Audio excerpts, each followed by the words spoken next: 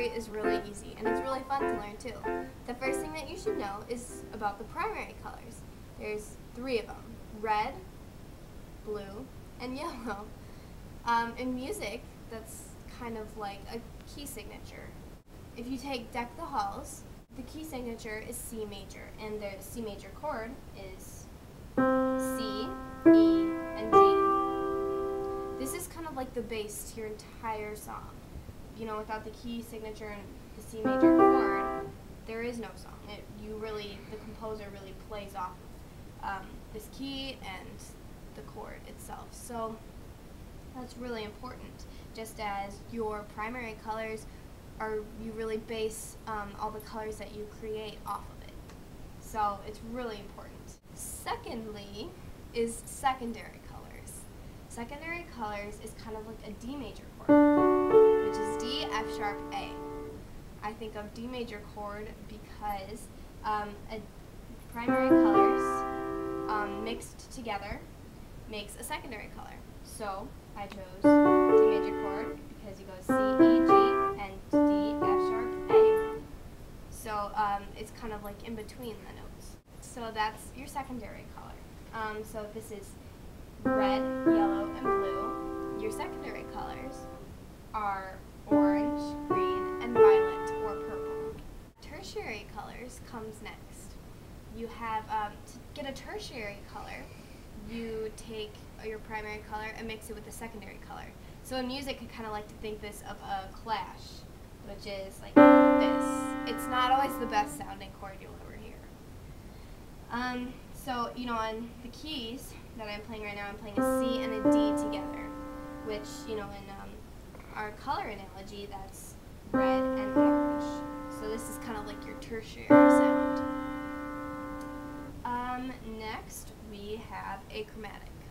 In music, I like to think of achromatic as a rest because an achromatic color scheme is black and white, and they don't exist on the color wheel. So that's an easy one. Next is complementary. Complementary colors are really cool. They're my favorite kind of color scheme because they're 2 colors right across from each other on the color wheel. So, you know, Christmas time, red and green colors are complementary. They really work together and they complement each other. It's cool because they're so different, but then they work together. In music, they kind of harmonize. So an example, you know, like these notes, they sound really different. So there's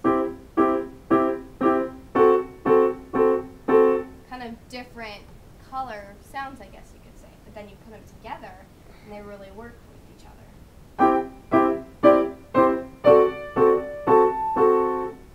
So that's your complementary kind of sound. Next, we have monochromatic.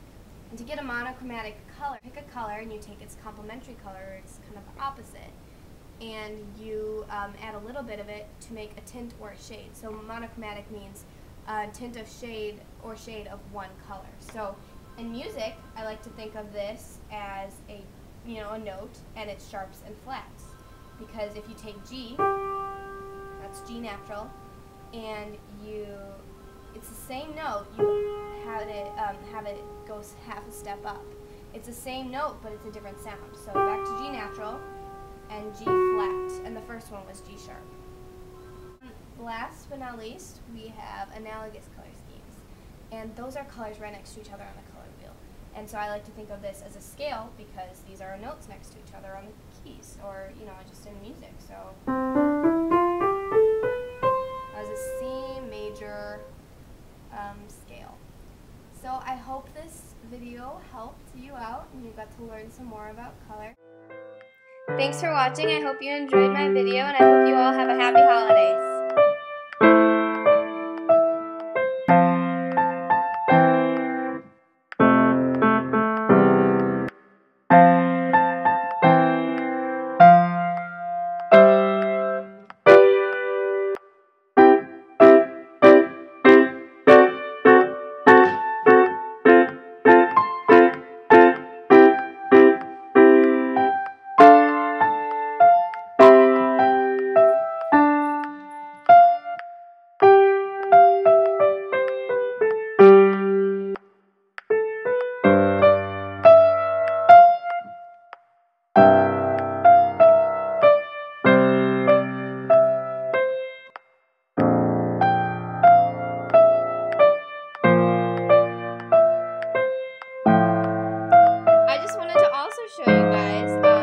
color wheel that my 8-year-old sister made. I mean, if someone as young as her can understand it, so can you. So it's really lots of fun.